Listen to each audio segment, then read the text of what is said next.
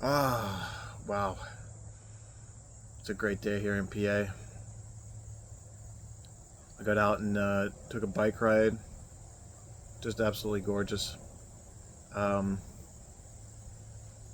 but let's get to the video here. Let's get to the content. This episode, another follow up. We talked about a journey, towards reinvesting in yourself, and then last episode we talked about uh, finding a way towards abundance, an abundance in your social life, your love, your health, and your happiness and wealth.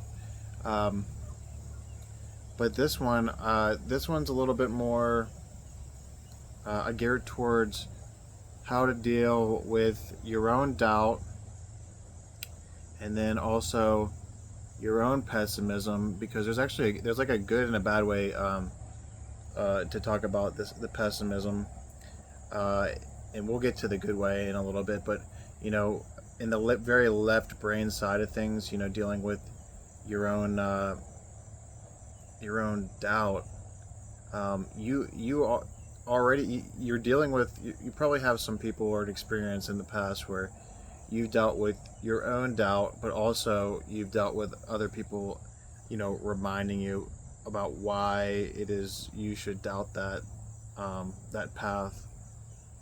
And oftentimes you'll end up like revisiting that path, and I am right now. I'm sort of revisiting this path of how I can provide the world with some new information, and provide people with some consultation in a way.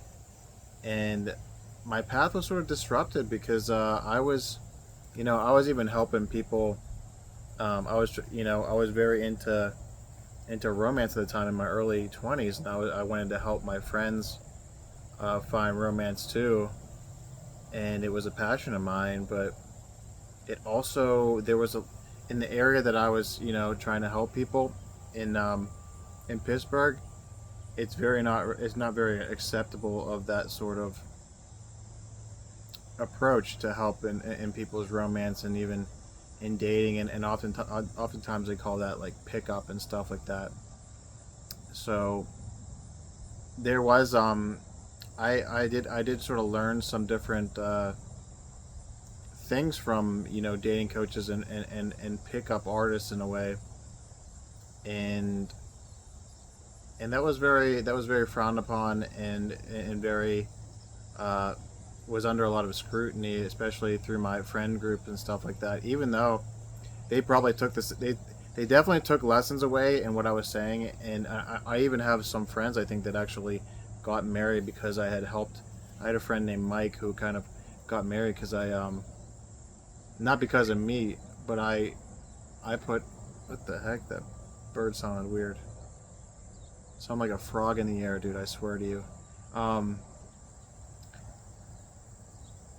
but my friend was able to sort of understand how much good things he had going on in his life, and basically had the confidence to talk to a girl who I guess he was interested for a while, and he ended up marrying her, and I was actually at his wedding and everything like that. I can't take credit for that, but I think he did sort of tell me, I did kind of give him a little bit more confidence, but it really was him who sort of established what he needed to do. um, and he stopped pushing off that need for love and everything. So that's a good part of this. That's one good part. But um, I wasn't able to. I actually was thinking about even creating some sort of dating business in Pittsburgh, and I was actually. I even met with a few people in restaurants to talk about what problems they were dealing with. I was getting like advertisements out there, and I was even talking to a few people that I had never met before to sort of, you know, to help them with dating. I even met a guy that like he was like basically warning me about how misconstrued all the dating and romance was and everything like that. So you got these people that will go out and meet women and date women, but as soon as like they create their own like new perception of you because you have different like methods or a strategy to things, even though they have a strategy in a way, but they just don't like they don't they may not really even know what their strategy is. But everybody sort of has a strategy to dating and everything like that. So there was a lot of pessimism there amongst my friend group, and pessimism to people that even heard things like I had people, because I was doing that. Other people were sort of like spreading rumors about me being a pickup artist, and I really can't say that I was. I was actually more interested in the dating coaching stuff than it was like I was very into actually the studies of it more so than actually I was proactive, and I did go out and I did cold approach, and I did talk to women during the day and at night, and I tried to expand my abilities and stuff like that. But I wasn't a pickup artist. I didn't have a pickup artist name, and if anything, I made jokes about what my pickup artist name would be. I joked about to my friends, it was Fortuitous Johnson, and that was just a joke, really. So didn't have any fake name. I didn't do any of that stuff. I was just Marshall, and so I just had some different strategy than other people did. But I received a lot of pessimism, and I was sort of getting through that. But it's very tough to disrupt that left brain telling you like this strategy isn't like, it's like analyzing the strategies, or this approach is not giving you monetary gains. You shouldn't keep doing it, even though there was a lot of good things coming from that. I was learning a lot of good things, even though I was also I also was helping my brother run a business. I was somewhat of a partner of his in running a business. So I was looking at maybe even creating a new business that really didn't take stride quick enough, and sort of the idea kind of died. So that the idea didn't reach like a realistic stage, and that's what we're talking about in the spectrum. Actually, is doubt, pessimism, optimism, and that idea stage, the realism, and then the success that of whatever it is you're trying to do.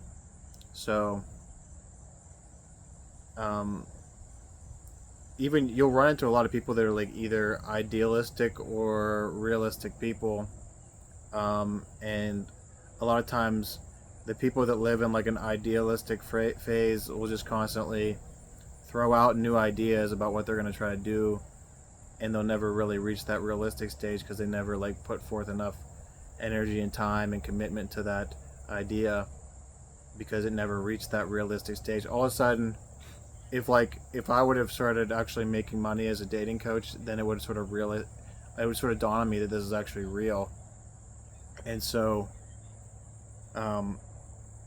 right now I feel like my consulting has already dawned on me as real, and I sort of established this in my new way of thinking, of just being and knowing and doing.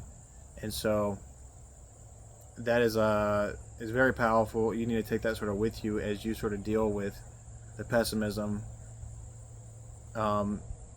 If people ask you, why are you so into dating, and you could just simply be like, I'm a person that's trying to find love in life. How can people like really argue with that either? Because I had people sort of saying, you're too into game and stuff. You're too into game, and or they call. I mean, they sort of referred it as you're into like running game, and I basically was just like, well, I was actually getting better at this too, and I would ask them a question and be like, so what is it that do you call it whenever you approach a girl and ask her out on a date, or your date progresses and all this stuff? What do you call that? you could call that, I guess romance or something like that. And so it's just really the terminology, and so that they try to basically pushing a terminology on me because it sort of runs with, it's like a negativity, pessimistic area, and a lot of people are just going to push that negativity and put pessimism on you to show, just to keep you on that doubt side of the spectrum. That they're just going to try to keep you there, because they actually don't even really want you to reach that realistic stage of really having, a lot of friends. They didn't really want me to meet that girl. I guess it would take me away. It would take me away from them, and also like whenever we would go out, I was also an asset to them to help them like be, introduced to other women, and so if they saw me having success by myself, if I was at the bar and they were with me and all of a sudden I was talking to girls and they weren't talking to girls, they saw that as a kind of like a problem, basically. And it wasn't, and basically they would say is like, dude, you gotten turned down by so many girls tonight, you just need to stop. And I was like, what are you talking about? I'm having great conversations with these people. I'm just bouncing around. I was literally bouncing around from people to people. I talked to somebody, they really weren't that interested. I talked to somebody else. I was talking to guys, girls, everybody. I was talking to the people at the bartenders.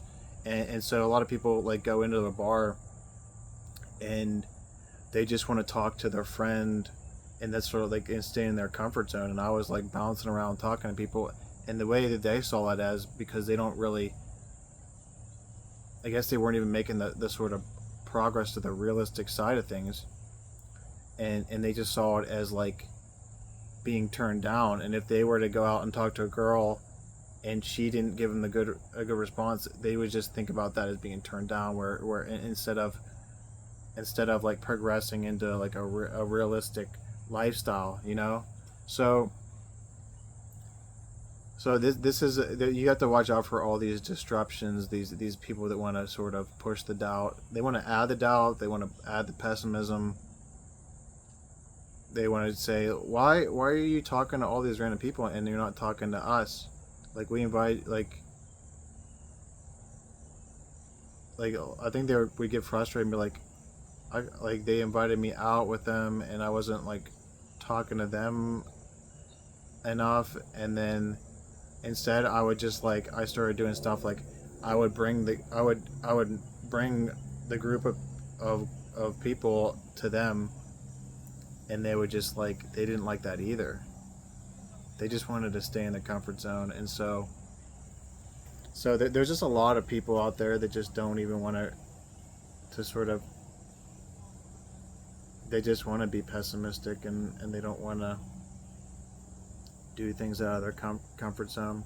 But I also wanted to add something too. And so if you get to a lot of people will get into the realism side and the success, and so much success that they're even very pessimistic, also of things. But in a way, that's a good thing. That's a good thing to actually, if you can. There's like a good side of pessimism. Like, you've got people like Elon Musk that will be like a very balanced pessimism. Like, he has a way of like doing things that people have never done before, but also he also is pessimistic of things that he doesn't think are going to work. And it doesn't like fit into the strategy and everything like that. And so like, he probably, like, there's really successful people out there that are really pessimistic, and they really want to achieve like amazing things, and they have to have some sort of pessimism to do that. But if you understand where you're at, in your left brain, right brain, the idealism, the realism,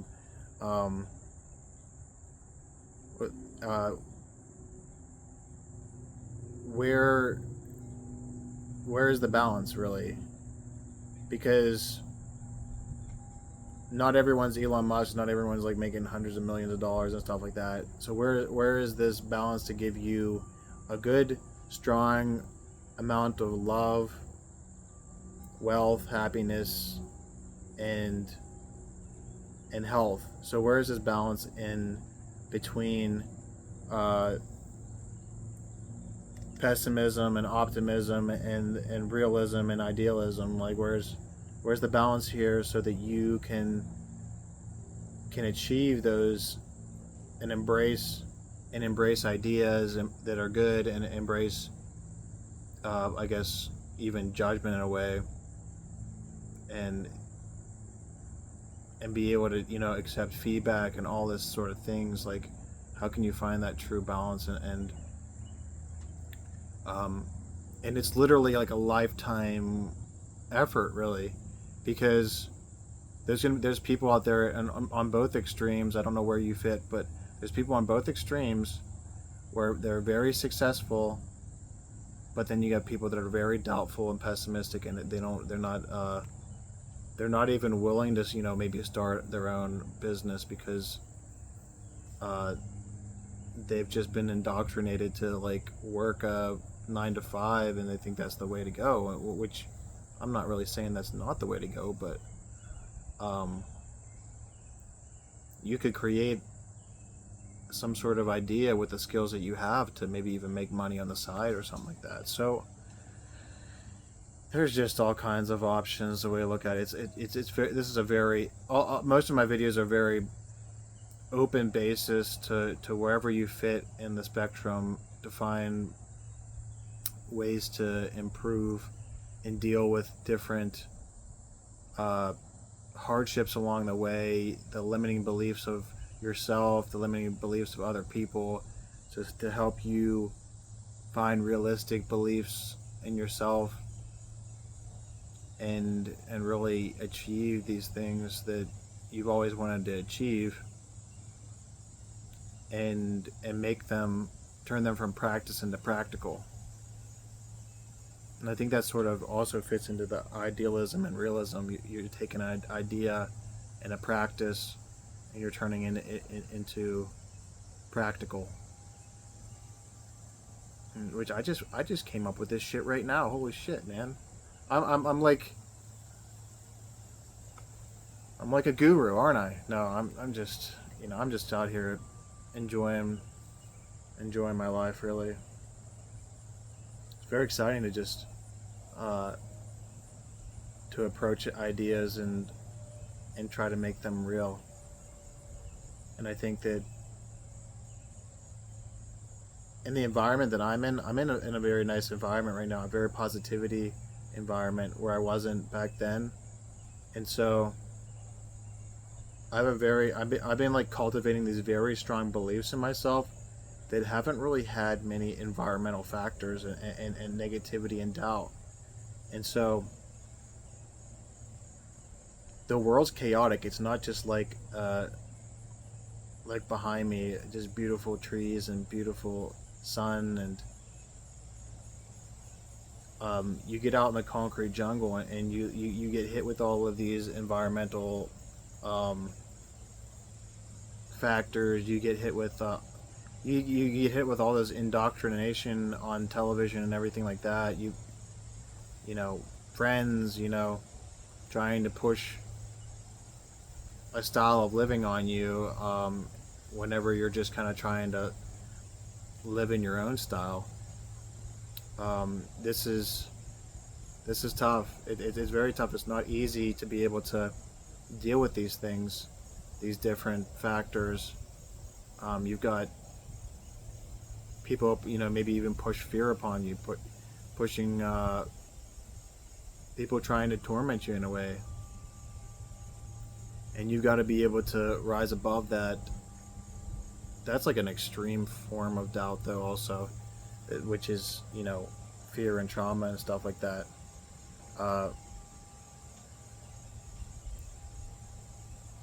That I actually think we might even cover that next. I don't know if I've done a video on that, and we might tackle some fear and trauma and turn that into something, a spectrum of severe experience I can promise you, I've dealt with, I feel like, severe experience that would rival 99% of the population. So I feel like I'm in like the 1% area of severe trauma. I could tell you things you wouldn't even believe that happened to me. So, and and I'll still deal with people that act like victims of something that they aren't. I still deal with people that think that, like, I've attacked their religion in a way, and so this is and they've even pushed these beliefs to other people too, that I've attacked their religion and stuff. Like, they're a victim, their religion's a victim of me, and it's like really, really ridiculous stuff. Um, and even, like, even me being paraplegic, being at the effect of some really bad things that maybe we'll cover in the next video. Um, I still don't live in this victimization. You just can't do it. You can't live comfortably in a victimization mindset where you think at the end of the day, how could these people do this to me? You know, like, you can't be in bed thinking about that. It's not healthy. You'll end up adding wrinkles to your head, gray hairs, and you end up looking like Lord Voldemort. So, just pale and strange, and so yeah, just try to avoid that spiral of negativity and everything. It's a crazy world. It's a crazy world. There's a lot of negativity pushed on you. A lot of people trying to control you, and you got to be able to weather that. And you're gonna need some way to maybe find meditation to help deal with trauma and fear and I've said this before, but my favorite meditation is like right here in the sun right now. Just a little breathing. I try to look into the back of my head in a way, and I feel like that sort of engages the third eye chakra. I'm like looking up, or maybe it engages the pineal gland or something like that. I feel like I just feel amazing whenever I focus on looking back and rolling my eyes back and just feeling the sun on my face, and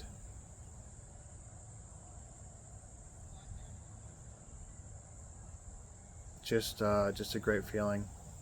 And I was sort of forced to do this. I was really forced to really accept the present and be able to, I'm in a wheelchair. I could literally, before I would spend some time outside, I'd be sitting there outside, sometimes for an hour or more on end, where it really forces you to accept the present and not fight it. And unless you start accepting the present in these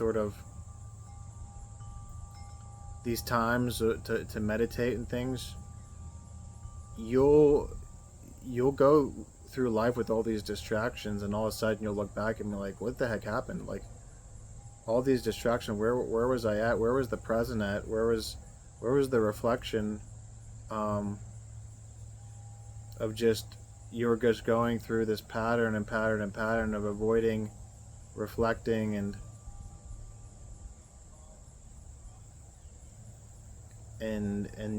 just distracting yourself from what it is that you want, the ideas that you want to chase, and things like that. You're just gonna be just distracted over and over and over again. So find something to work on. I actually, for myself, I'm gonna take some singing lessons in the future.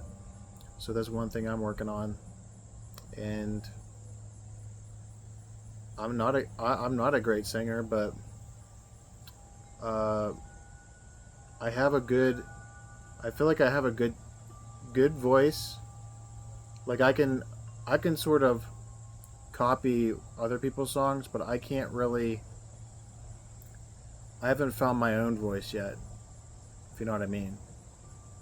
So I can do. I have a great vocal range, but I haven't really established what my singing voice is, and that's really what I want to do. I'm gonna tell the guy that whenever I go in there. I gotta find it. I gotta find what my best area of range is, and focus on and creating a nice singing voice where I can explore my own ideas and make them real. So go out there and find out what you want to make real, and it's really up to you. Establish that belief that you can make things real for you and find success. Thank you so much for watching, and I'll see you next time. Love and appreciate you. Please like and subscribe. Peace.